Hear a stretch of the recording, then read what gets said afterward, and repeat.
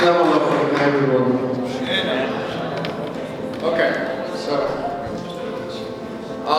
so yes, I am the president of the Hormez Youth Group, and for the past 6 or so months, I've been working with New York State legislators.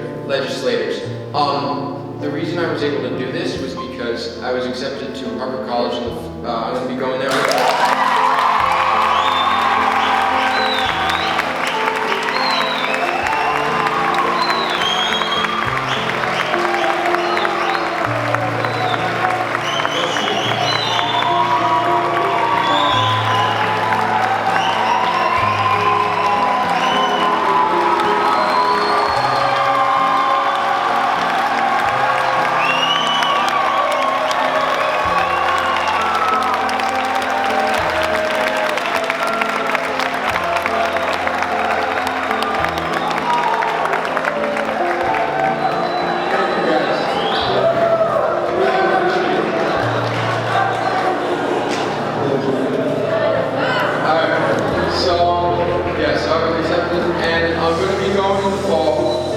I was given a gap year when I was accepted, so I had like a year off to do whatever I wanted pretty much, figure out what I was going to be doing with my career, and I was interested in politics, and obviously interested in advocating more for the Assyrian people, because the Assyrian people are very important.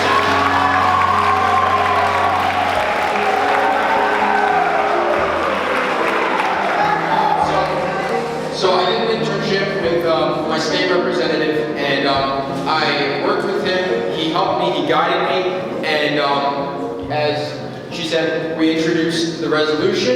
It recognizes August 7th as Assyrian Memorial Day. We celebrate it as Assyrian Martyrs Day in the church. And it also recognizes the Assyrian genocide of 1915.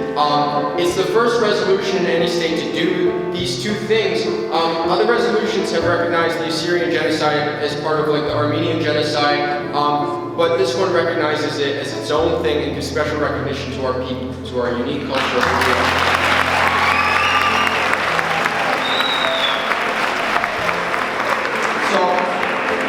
I didn't want to just come and tell you guys this, to tell you what I've done. I want to tell you guys this because I want all of you to take this, go to your states, go to your state governments, and show it to them, and tell them we want this too in our states. Because if we go one state at a time, if we go to Illinois, if we go to California, if we go everywhere we are, Arizona, Texas, a little bit, one step at a time, maybe we could get into a national level.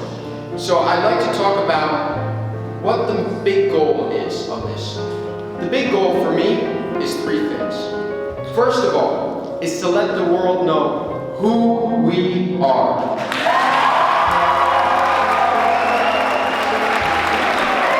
We are not a vanished people. We are not an ancient empire that disappeared and doesn't exist anymore. We're here.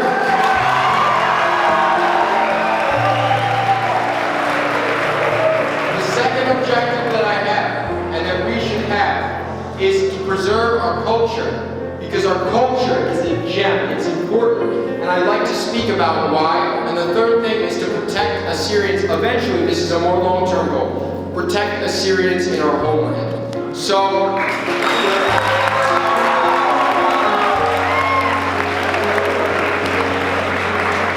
first I'd like to talk about my second point, why Assyrian culture is important. So I'd like to paint a little picture for you guys to illustrate why it is to me.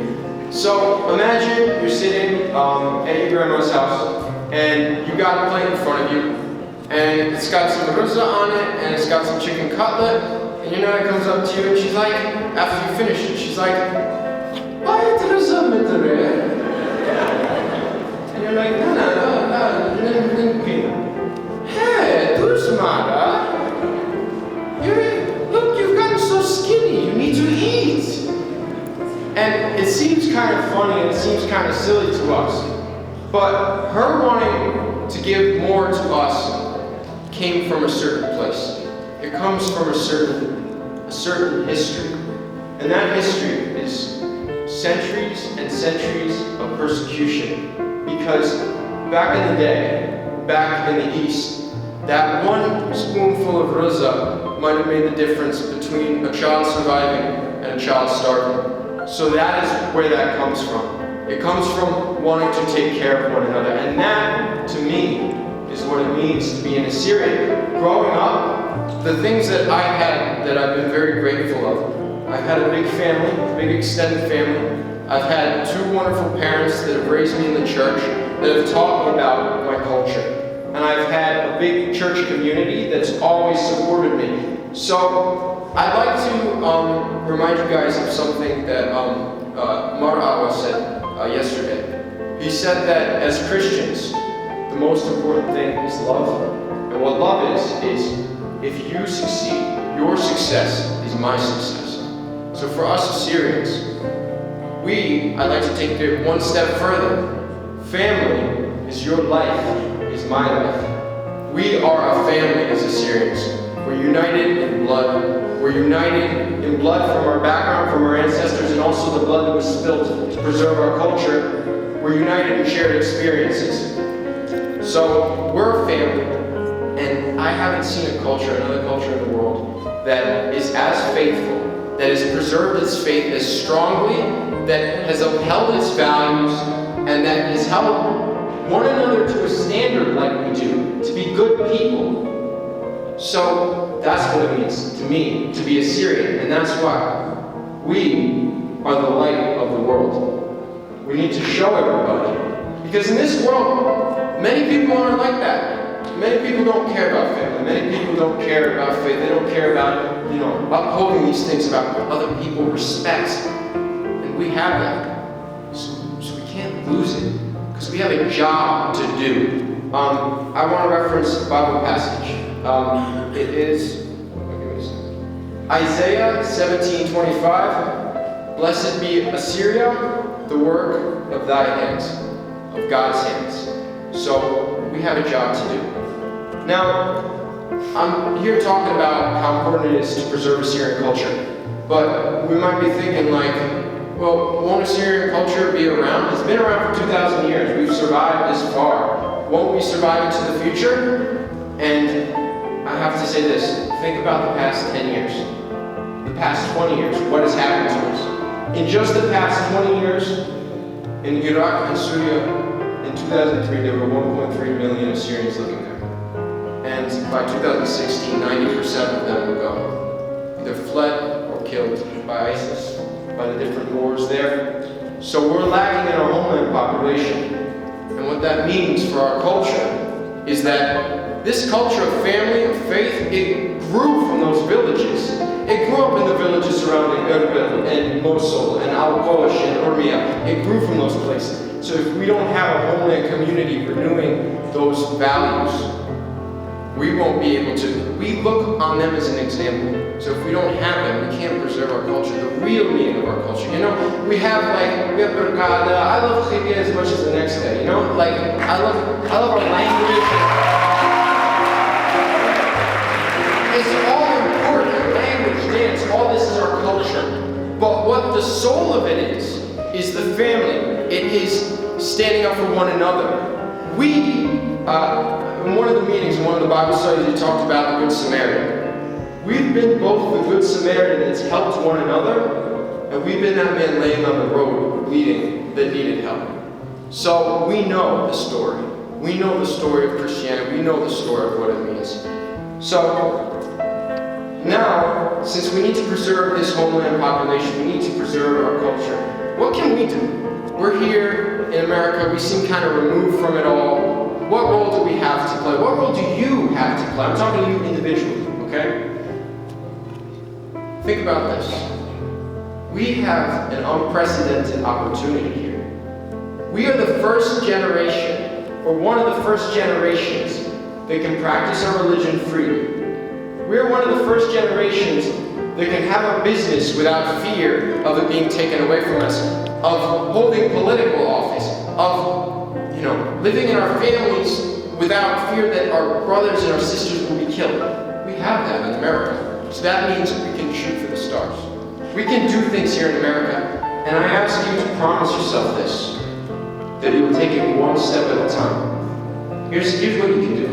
In your churches, Become as active as you can. I'm sure many of you already are. Become as active as you can in choir and whatever you do in your schools. Become as successful as you can. Be the top of your class. Shoot for the top. Just do the best you can. In work, if you want to be involved in politics, whatever it is, there are many opportunities. Promise yourself to take it one step at a time and do it the best that you can. So, we can do this. We can be the generation that preserves the Syrian culture, that takes us from being a low, vanishing people to one that we are, the world is proud of. We are the leaders, but we can only do it if we want it badly. So how badly do we want it? And to answer that, I want to say what's at stake. What's at stake is our grandparents coming to America with all odds against them, to raise a family. What's at stake is the people, the millions that have died in our homeland, our brothers and sisters. That's at stake, their memory. And also, the fact that we might be the last generation that can really make a difference. Guys, realize that. We are the last generation we may be that can do this. That's a big responsibility. It's a lot of pressure, but it's also a gift. Because if we do it, it will be so amazing. So, I'd like to leave you with a final thought. When you grow up, when we grow up, when we get older, and to say we have kids, and our kids are going to school, right? Would you like them to go to school and learn about Assyria and Assyrians just in a textbook as being an ancient empire mentioned for one paragraph, said, oh, they were here, they were in Iraq, they had this empire, they had this culture, and now they're gone? Or would you like for your kids to go to school and have them talk about how Assyrians are a vibrant community, how we are the leaders in America, we are the CEOs, we are the tech leaders, we are the political leaders, we are the leaders in every field that we can, and we are good people, we're the people you want to count on. Which world would you like your kids to grow up in? Because you have a choice. You can make them grow up in that world, or you cannot. The choice is yours. So I want to ask you, will you do it? And finally, I would like to thank everyone. I would like to thank all of the clergy and Katrina Benjamin for allowing me to speak here. It's a great honor to speak in front of all of you. And I'd also like to thank all of you for how supportive you've been and for listening to me for this time. Thank you.